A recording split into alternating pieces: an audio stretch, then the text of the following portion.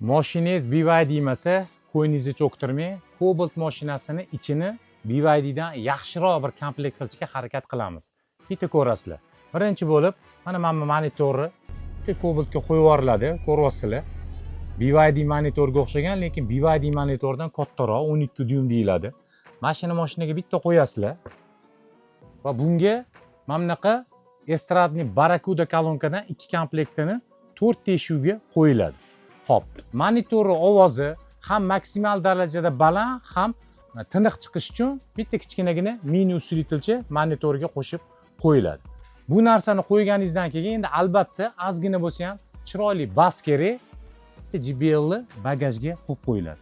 Mana shu komplektatsiyasini shunday qo'ysanglar, xudo xolasa mashinanglar salonni ichi BYD dan kam bo'lmaydi. Undan tashqari eng katta fishkasi hozir Cobaltga bitta ahamiyat berasizlar, nima deyapti, eshik